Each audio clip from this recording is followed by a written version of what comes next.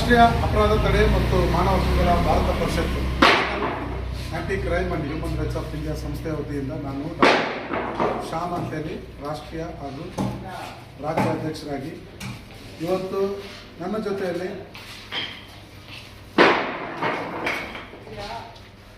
ಬದ್ರಿ ಲಕ್ಷ್ಮೀ ನರಸಿಂಹ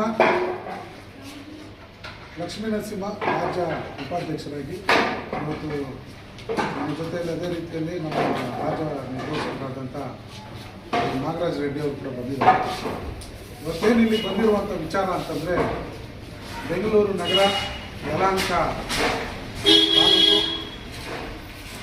ಏನು ಸಂಪಿಗೆಯಲ್ಲಿ ಹೆಗಡೆ ನಗರ ಈ ಒಂದು ಪ್ರಾಂತದಲ್ಲಿ ಈ ಒಂದು ಘಟನೆ ನಡೆದಿದೆ. ಇಲ್ಲಿ ವಿಷಯ ಏನಂತಂದರೆ ಈ ಬಿಲ್ಡಿಂಗಲ್ಲಿ ಸುಮಾರು 2 ವರ್ಷಗಳಿಂದ ಇಲ್ಲಿ ವಾಸ ಮಾಡ್ತಾ ಇರ್ತಕ್ಕಂಥ ಕೆಲವು ನಿವಾಸಿಗಳಿದ್ದಾರೆ. ಇಲ್ಲಿ ಅವರಿಗೆ ಈ ಬಿಲ್ಡಿಂಗ್ ಓನರು ಮೂಲ ಸೌಕರ್ಯಗಳನ್ನು ಕೊಡದೆ ಮೂಲಭೂತ ಹಕ್ಕುಗಳಿಗೆ ವಂಚನೆ ಮಾಡಿ ಇವರ ಮೇಲೆ ದೌರ್ಜನ್ಯ ಎಸಗಿ ಇಲ್ಲಿ ಅವರಿಗೆ ಮೂಲ ಸೌಕರ್ಯಗಳಾದಂಥ ನೀರನ್ನು ಕಡಿತ ಮಾಡಿಸಿ, ಕರೆಂಟನ್ನು ಕಟ್ ಮಾಡಿಸಿ, ಲಿಫ್ಟ್ ಇಲ್ದಿರ ಲಿಫ್ಟು ಕೆಲಸ ಮಾಡ್ದಿರ, ಇನ್ನು ಇವ್ರಿಗೆ ಮೂಲಭೂತ ಸೌಕರ್ಯಗಳೇ ಇಲ್ಲದಂಗೆ ಸುಮಾರು 6-7 ತಿಂಗಳಿಂದ ಇವ್ರಿಗೆ ದೌರ್ಜನ್ಯ ಮಾಡಿಕೊಂಡು ಇವ್ರ ಮೇಲೆ ದಬ್ಬಾಳಿಕೆ ಮಾಡಿಕೊಂಡು ಇವ್ರ ಹತ್ರ ಹಣ ಸುಲಿಗೆ ಮಾಡಿಕೊಂಡು ಇವ್ರ ಹತ್ರ ಪ್ರತಿಯೊಂದು ಕ್ಷಣ ಕೂಡ ಇವರಿಗೆ ಬಂದ್ಬಿಟ್ಟು ಮಾನಸಿಕವಾಗಿ ಹಾಗೂ ದೈಹಿಕವಾಗಿ ಹಿಂಸೆ ಕೊಟ್ಟಿದ್ದಾರೆ. ಅದರ ಜೊತೆಗೆ ಈ ಮನೆಯಲ್ಲಿ ವಾಸ ಮಾಡ್ತಾ ಇರ್ತಕ್ಕಂಥ ನಮ್ಮ ಹೆಣ್ಣುಮಗಳು ಒಬ್ಬ ಮಹಿಳೆ,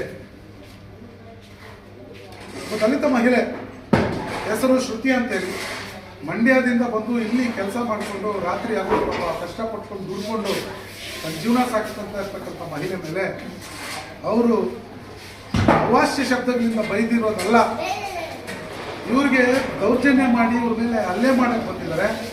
ಮತ್ತು ಇವ್ರ ಮೇಲೆ ಕೆಟ್ಟ ಮಾತುಗಳಿಂದ ರಾತ್ರಿ ಮುಂದೆ ಸಹಾಯ ಮಾಡಿದ್ದಾರೆ. ಆ ವಿಚಾರವನ್ನು ನಮಗೆ ದೂರು ಮುಖಾಂತರ ಬಂದಿರೋದಕ್ಕೆ ನಾವು ಇಲ್ಲಿ ಸುಮಾರು ಇವ್ರಿಗೆ 2 ವರ್ಷದಿಂದ ಈ ರೀತಿಯಾದಂಥ ಒಂದು ಆಯತಮ್ಯ ಮತ್ತು ಇಲ್ಲಿ ಈ ಒಂದು ದೌರ್ಜನ್ಯ ನಡೀತಾ ಇರೋದಕ್ಕೆ ನಮ್ಗೆ ದೂರು ಬಂದಿದ್ದರಿಂದ ನಾವು ಅದಕ್ಕೆ ಏನು ವಿಚಾರಿಸೋದಕ್ಕೆ ಬಂದಿದ್ದೀವಿ. ನಮ್ಮ ಸಂಸ್ಥೆಯ ವತಿಯಿಂದ ಬಂದು ವಿಚಾರಿಸಿದಾಗ ಇವಾಗ ಶ್ರುತಿ ಮೇಡಮ್ ಇದ್ದಾರೆ, ಅವ್ರನ್ನ ಇವಾಗ ವಿಚಾರಿಸೋಣ, ಕೇಳೋಣ ಏನು ನಡೆದಿದೆ ಮೇಡಮ್ ಅವರು ನಿಷ್ಪಕ್ಷಪಾತವಾಗಿ ಏನು ನಡೆದಿದೆಯೋ ಆ ಘಟನೆ ಬಗ್ಗೆ ಹೇಳಿ, ನಿಮ್ಗೇನು ದೌರ್ಜನ್ಯ ನಡೆದಿದೆ ಅದ್ರ ಬಗ್ಗೆ ನಮಗೆ ಒಂಚೂರು ಮಾಹಿತಿ ಕೊಡಬೇಕಾಗಿ ನಿಮ್ಮಲ್ಲಿ ವಿನಂತಿ ಮಾಡ್ತಿದ್ದೀನಿ. ನಾನು ಹೇಳಿ, ನನ್ನ ಹೆಸರು ಡಾಕ್ಟರ್ ಶ್ಯಾಮ್ ಅಂತ ಹೇಳಿ ಹ್ಯೂಮನ್ ರೈಟ್ಸಿಂದ ನಾನು ಹಕ್ಕುಗಳಿಂದ ಬಂದಿದ್ದೀವಿ. ಇವತ್ತು ನಿಮ್ಗೆ ಏನಿಲ್ಲ ಅನ್ಯಾಯ ನಡೆದಿದೆ ಅದ್ರ ಬಗ್ಗೆ ಸ್ವಲ್ಪ ದೀರ್ಘವಾಗಿ ನಮಗೆ ಸರ್, ನಾವಿಲ್ಲೆಲ್ಲ ಇಲ್ಲಿ 5 ಕುಟುಂಬ ಇದ್ದೀವಿ ಈ ಬಿಲ್ಡಿಂಗಲ್ಲಿ. ಎಲ್ಲರೂ ವಯಸ್ಸಾದವರಿದ್ದಾರೆ, ಮಧ್ಯಮ ವರ್ಗದವ್ರು. ನಾವು ದಿನ ದುಡಿದು ದಿನ ತಿನ್ನೋ ಅಂಥವ್ರು ಪ್ರತಿಯೊಬ್ಬರು 5 ಕುಟುಂಬಗಳು. ನಾವೆಲ್ಲರೂ ಯಾರನ್ನ ಒಬ್ಬನ್ನ ನಂಬಿ, ಅಬ್ದುಲ್ ಹಸೇನ್ ಖಾನ್ ಅಂತ, ಅವನನ್ನ ನಂಬಿ ದುಡ್ಡು ಕೊಟ್ವಿ. ನಾವು ಅವನೇ ಓನರ್ ಅಂತ ಹೇಳ್ಬಿಟ್ಟು ದುಡ್ಡು ಇಸ್ಕೊಂಡಿದ್ದಾನೆ ಎಲ್ಲರ ಹತ್ರನೂ. 8 ಲಕ್ಷ 9 ಲಕ್ಷ 10 ಲಕ್ಷ ಆ ಥರ ಎಲ್ಲ ಕುಟುಂಬದವರು ಕೊಟ್ಟಿದ್ದೀವಿ ಲೀಸ್ಗೆ ಅಂತ. ಬಟ್ ನಮಗೆ ಗೊತ್ತಾಗಿದ್ದು ಒಂದು ವರ್ಷದಿಂದ ಅವನು ಸಬ್ಲೀಸ್ ತೊಗೊಂಡಿದ್ದಾನೆ, ಅವನೆಲ್ಲ ಆ್ಯಕ್ಚುಯಲ್ ಓನರ್ ಅಂತ. ಅದನ್ನು ನಮ್ಮಿಂದ ಮುಚ್ಚಿಟ್ಟಿದ್ದಾನೆ. ಅದು ಗೊತ್ತಾಗಿದ ತಕ್ಷಣ ನಾನು ನನ್ನ ಕಡೆಯಿಂದ ಏನು ಆ್ಯಕ್ಷನ್ ತೊಗೊಂಡಿದ್ದೀನಿ ಅಂದರೆ ಅವನಿಗೆ ನೋಟಿಸ್ ಕೊಟ್ಟೆ.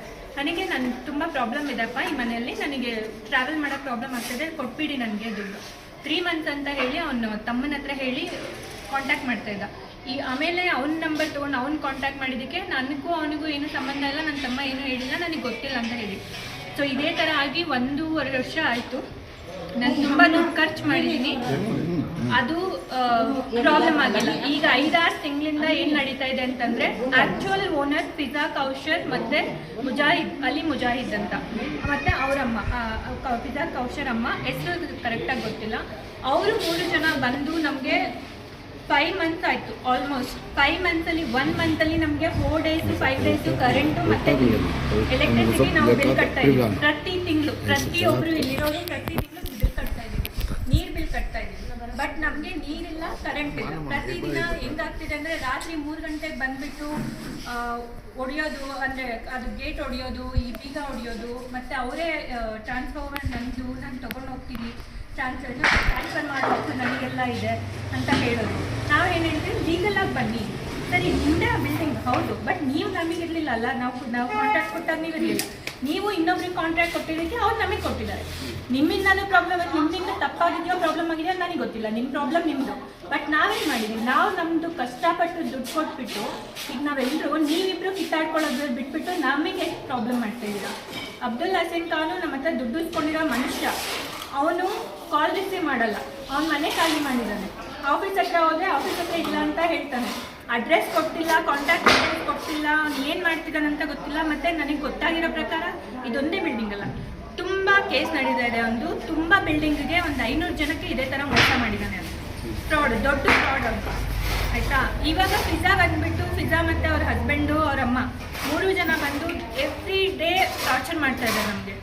ನೀರಿಲ್ಲ, ಕರೆಂಟ್ ಇಲ್ಲ. 5 ಜನದಲ್ಲಿ ಕುಟುಂಬದಲ್ಲಿ ಎಷ್ಟೊಂದು ಜನ ವಯಸ್ಸಾಗಿದ್ದಾರೆ, 80-70 ವರ್ಷಕ್ಕಿಂತ ಜಾಸ್ತಿ ಇದ್ದಾರೆ. ಲಿಫ್ಟ್ ಇಲ್ಲ, 5 ಫ್ಲೋರ್ ಇದೆ. ಇಲ್ಲಿ 5ನೇ ಫ್ಲೋರಿಂದ ಅವ್ರಿಗೆ ಹತ್ತಕ್ಕಾಗಲ್ಲ, ಇಳಿಯೋಕ್ಕಾಗಲ್ಲ. ನೀರಿಲ್ಲ, ನಮಗೆ ಫಸ್ಟ್ ನೀರು ಮೂಲಭೂತ ಸೌಕರ್ಯ ಅದಿಲ್ಲ ಅಂದರೆ ಮನುಷ್ಯರು ಹೆಂಗಸಲ್ಲಿ ಬದುಕೋಕ್ಕಾಗುತ್ತೆ? ನೀವೇ ಹೇಳಿ. ಪಿಜ್ಜಾ ಹೌಸ್ ನನಗೆ ಬೈದು ಹೊಡಿಯಕ್ಕೆ ಬಂದಿದ್ದು ಅಬ್ದುಲ್ ಹಸೀನ್ ಖಾನ್ ಅಂತ. ನನ್ನ ಹತ್ರ ದುಡ್ಡಿಸ್ಕೊಂಡಿದ್ದವರು ಮೊನ್ನೆ ಬಂದಿದ್ದ, ಹೇಳಿಕೊಂಡು ಈ ಥರ ಎಲ್ಲ ಪ್ರಾಬ್ಲಮ್ ಮಾಡ್ತಾ ಇದೆಯಾ? ಹೌದು, ನಾನು ಏಕವಚನದಲ್ಲೇ ಮಾತಾಡಿದೆ, ಯಾಕಂದರೆ ನಾನು ಒಂದು ವರ್ಷದಿಂದ ತುಂಬ ರೆಸ್ಪೆಕ್ಟ್ ಕೊಟ್ಟು ಮಾತಾಡಿದ್ದೆ. ನನಗೆ ನಿನ್ನ ಕಾಲಿಗೆ ಬಿಟ್ಬಿಡ್ತೀನಪ್ಪ, ನಾವು ದುಡ್ಡು, ನನ್ನ ತಮ್ಮ ಡಬಲ್ ಶಿಫ್ಟ್ ಮಾಡ್ತಾ ಇದ್ದಾನೆ, ನೈಟು ಹಗಲು 2 ಮಾಡ್ತಾ ಇದ್ದಾನೆ. ಯಾಕೆ? ನನಗೆ ಸದ್ಯಕ್ಕೆ ಕೆಲಸ ಇಲ್ಲ. ನಮ್ಮಮ್ಮ ಅಂಗಡಿ ಇಟ್ಕೊಂಡು ಚಿಲ್ಲರೆ ದಿನಕ್ಕೆ 500 ರೂಪಾಯಿ ಸಂಪಾದನೆ ಮಾಡ್ತಾರೆ, ಅದರಲ್ಲಿ 300 ರೂಪಾಯಿ ಹೋಗುತ್ತೆ. ಆ ಥರದ್ರಲ್ಲೆಲ್ಲ ದುಡ್ಡು ಇಟ್ಕೊಂಡು ನಾವು ಕೊಟ್ಟಿರೋದು ಒಂದು ಲೋನ್ ತೆಗೆದುಕೊಳ್ತಾರೆ. ನನ್ನ ತಮ್ಮ ಡಬಲ್ ಶಿಫ್ಟ್ ಮಾಡ್ತಿದ್ದಾನೆ. ಈಗೆಲ್ಲ ಎಲ್ಲ ನಾನು ಒಬ್ಬರೇ ಕೊಡ್ತಾರೆ, ಯಾಕಂದರೆ ಅವ್ನು ಬರ್ತಾನೆ ಮನುಷ್ಯನೇ ಹೋಗ್ತಾರೆ, ಆ ಥರ ದುಡಿತಾರೆ. ನಮಗೆ ದುಡ್ಡು ಕಳ್ಕೊಂಡೆ ಬರುತ್ತಲ್ವ ಸರ್. ಅವನಿಗೆ ವಾಯ್ಸ್ ರೇಟ್ ಮಾತಾಡಿದ್ರೆ ಆಗಲ್ವಂತೆ, ಏನೇ ಮಾತಾಡ್ತೀಯ ಲೋಕಲ್ ಮುಂದೆ ಅಂತ ಕೇಳ್ತಾನೆ. ಹಂಗೆ ಮಾತಾಡಿಲ್ಲ, ಹೊಡಿಯಕ್ಕೆ ತುಂಬ ಗಲೀಜಾಗಿ ಮಾತಾಡ್ತಾರೆ. ಹೌದು ಸರ್, ಮಾಡಿದ್ದಾನೆ. ನೀನು ಕೊಡೋದೇ ಇಲ್ಲ ದುಡ್ಡು, ಅದು ನನ್ನ ಹತ್ರ ಸದ್ಯಕ್ಕೇನು ಪ್ರೂಫ್ ಇಲ್ಲ, ಬಟ್ ಇನಿಷಿಯಲಿ ಮಾಡಿದ್ದಾನೆ. ನಿನಗೆ ಕೊಡೋದೇ ಇಲ್ಲ, ಕೋರ್ಟ್ಗೆ ಹೋಗೆ, ನೀನು ಎಲ್ಲಿ ಹೋಗ್ತೀಯೋ ಹೋಗೆ, ಕೊಡಲ್ಲ ನನಗೆ. ನಾನು ಹಂಗೋಗಿ ನನಗೆ ಹಿಂದೂ ಅಂದ್ಬಿಟ್ಟು ಈ ಥರ ಮಾಡ್ತಾ ಇದೆಯಾ ಏನೋ ಅಂತ ಕೇಳಿದ್ವಿ. ಏನಾದರೂ ಅಂದ್ಕೊಡೆ, ನಾನು ಕೊಡೋದು ಹಿಂದೂ ಅಂತಾನೆ ಮಾಡ್ತಿರ್ಬೋದು. ಯಾಕಂತಂದ್ರೆ 2 ಮನೆ ಇತ್ತು, 20 ಲಕ್ಷಕ್ಕೊಂದು ಮೇಲ್ಗಡೆ ಮನೆ ಬಾಡಿಗೆ ಕೊಟ್ಟಿದ್ದ, 10 ಲಕ್ಷಕ್ಕೆ ಇನ್ನೊಂದು ಮನೆ. ಅವರಿಬ್ರು ಮುಸ್ಲಿಮ್ಸ್, ಅವರಿಬ್ರು ಕೊಟ್ಟು ಕಳಿಸಿದ್ದಾನೆ, ಆಯ್ತಾ. ನಾನು ಇಲ್ಲಿರೋ ಜೊತೆ ಮನುಷ್ಯರ ಥರನೇ ಎಲ್ಲ ಒಂದೇ ಮನೆಯವ್ರ ಥರನೇ ಇದ್ದೀವಿ ನಾವಿಲ್ಲಿ. ಎಷ್ಟು ಪ್ರಾಬ್ಲಮ್, ನಾನು ಜಾಸ್ತಿ ಮಾತಾಡ್ತಾ ಇಲ್ಲ, ಬಟ್ ಈ ಪ್ರಾಬ್ಲಮ್ ಆದಾಗಿಂದ ಎಲ್ಲರೂ ನನ್ನನ್ನು ಎಷ್ಟು ಚೆನ್ನಾಗಿ ನೋಡ್ಕೊತಿದ್ದಾರೆ ಅಂದರೆ ನನಗೆ ಇಲ್ಲಿರೋಕ್ಕೆ ಭಯ ಆಗಲ್ಲ. ಯಾಕಂದರೆ ಅಷ್ಟು ಸೆಕ್ಯೂರಿಟಿ ಕೊಟ್ಟಿದ್ದಾರೆ ಅವರು. ಇಲ್ಲ, ಮದುವೆ ಆಗಿಲ್ಲ, ನಾನು ನನ್ನ ಬ್ರದರ್ ಇಬ್ಬರೇ ಇರೋದು, ಆ ಥರ. ಈಗ ಇವರನ್ನ ಬೈದಿರೋದು, ನಮ್ಮನ್ನು ಮಾಡಿರೋ ಚಿತ್ರಹಿಂಸೆಗಳು ನಿಜನಾ? ನೀವೇಳಿ, ಏನಾಗಿದೆ ಹೇಳಿ. ಒಡೆಯಕ್ಕೆ ಬಂದ್ರು, ದುಡ್ಡು ಕಡೆಗೆ ಬಂದ್ರೆ ಪಾಪ ಒಡೆಯಕ್ಕೆ ಬಂದು ಮತ್ತೆ ಆಯ್ತು, ಬಂದಿರೋದು ಸತ್ಯ ಆಗ್ತದೆ. ಪಾಪ ಬಂದು 3 ತಿಂಗಳು ಆಗಿ ಪಾಪ ಅವ್ರು ಕೇಳಿದ್ರು, ಅವ್ರಿಗೆ ತುಂಬ ಟಾರ್ಚರ್ ಮಾಡಿ 1 ವರ್ಷದಿಂದ ಅವ್ರಿಗೆ ಟಾರ್ಚರ್ ಮಾಡಿದ್ರು. ನಿಜ, ನಮಗೆ ಹಸನ್ ಸರ್ ಇವ್ರಿಗೆ ಟಾರ್ಚರ್ ಅಲ್ಲ, ತುಂಬ ಜನ ರೆಸ್ಪೆಕ್ಟ್ ಎಲ್ಲರಿಗೂ ಕೊಡ್ತೀನಿ ನಾನು, ಆ ಅಮ್ಮಗೂ ಕೊಡ್ತೀನಿ. ಯಾಕಂದರೆ ಅದು ಹೆಸರು ತಗೊಂಡು ಹೇಳಲ್ಲ. ಆ ಲೇಡಿನೂ ಅಷ್ಟೇ, ಇವ್ರು 1 ವರ್ಷ ಅಂತ ನಮಗೆ ಇಲ್ಲ, ಇವ್ರಿಗೆ ತುಂಬ ಟಾರ್ಚರ್ ಮಾಡಿದ್ರು. ನಮಗೆ ಗೊತ್ತು, ನಮಗೆ ಏನು ನೀರು ಕರೆಂಟ್ ಏನು ಕಟ್ ಮಾಡಿಲ್ಲ ನಮಗೆ ಯಾವತ್ತೂ. ಅವ್ನು ಬಂದು ದುಡ್ಡು ಮಾತ್ರ ಯಾರಿಗೂ ಕೊಡ್ತಾ ಇಲ್ಲ ಅವನು, ನಿಜ. ಅದು ದುಡ್ಡು ಏಪ್ರಿಲ್ನಲ್ಲಿ ಕೊಡ್ತೀನಿ, ಮಾರ್ಚ್ನಲ್ಲಿ ಕೊಡ್ತೀನಿ, ಏಪ್ರಿಲ್ನಲ್ಲಿ ಕೊಡ್ತೀನಿ ಅಂತ ಹೇಳ್ತಾ ಇದ್ದ. ಏನ್ ತೊಂದರೆ ಆಗಿದೆ ಹೇಳಿ, ನಿಮ್ಮ ಮೂಲ ಸೌಕರ್ಯಗಳಿಗೆ ಏನ್ ತೊಂದರೆ ಆಗಿದೆ? ನೀರು ಕರೆಂಟ್ ಏನಿಲ್ಲ, ತುಂಬಾ ಇವ್ರು ಡೈರೆಕ್ಟ್ ಹೋಗಿದ್ದಾರೆ ಹಸನ್ ಸರ್ ಹತ್ರ. ನಮ್ಗೆ ಏನ್ ಹೇಳಿದ್ದಾರೆ ಗೊತ್ತಾ? ಫಿಜಾ ಅಮ್ಮ ಏನ್ ಹೇಳಿದ್ರು, ನನ್ನ ಮಗ ಅವನು ಹಸನ್, ನಮ್ಮ ಮಗ. ಇವ್ರು ಇದ್ದಾರೆ, ಇಲ್ಲೇ ದುಡ್ಡು ಕೊಟ್ಟಿರೋದು. ಯಾವಾಗ ಕ್ಯಾಮ್ರಾ ಇರ್ಲಿಲ್ಲ.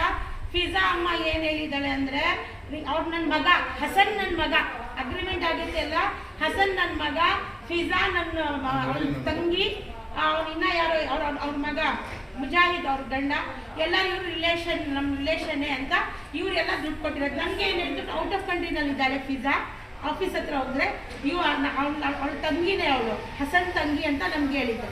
ಇವರು ಒಬ್ಬೊಬ್ಬರಿಗೆ ಒಂದೊಂದು ಡ್ಯಾನ್ಸ್ ಮಾಡಿಸಿದ್ದಾರೆ, ಇಬ್ರು ಸೇರ್ಕೊಂಡು.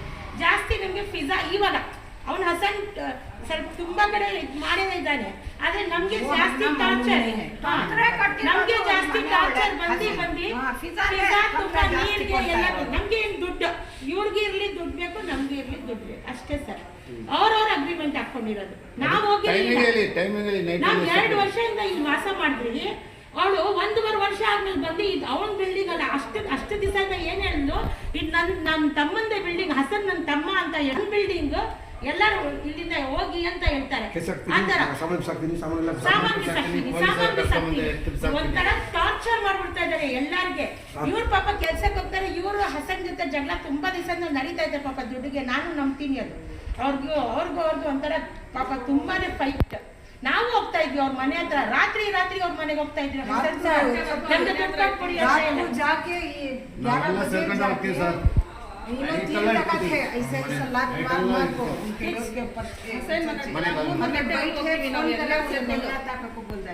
और करते थे सर टाइम टू मंथ के लिए आलो की कहते हैं 15 दिन पानी कट कर डाले थे, उस वजह से 5 ಮನೆಯಲ್ಲಿ ಮುಂದೆ ಕಟ್ಟಿದ್ರೆ ವಾಪಸ್ ಕೊಟ್ಟ ಸರ್.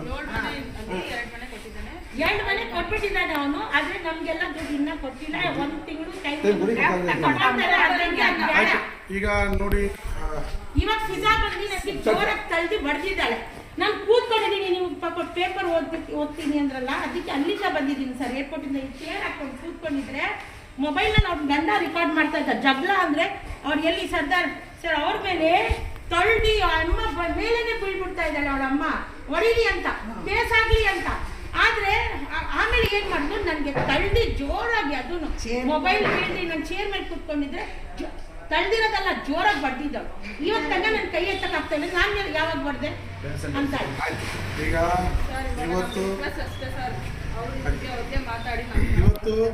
ಇವತ್ತು ಈ ಮನೆ ಹತ್ರ ಬಂದು ಆ ಫಿಜಾ ಗಲಾಟೆ ಮಾಡಬಾರ್ದು ಸರ್, ಹಂಗಾರೆ ಮಾಡ್ರಿ ಸರ್. ಇವತ್ತು ಏನು ನಾವು ಇಲ್ಲಿ ಬಂದಿದ್ದೀವಿ ವಿಚಾರಿಸೋಕ್ಕೆ,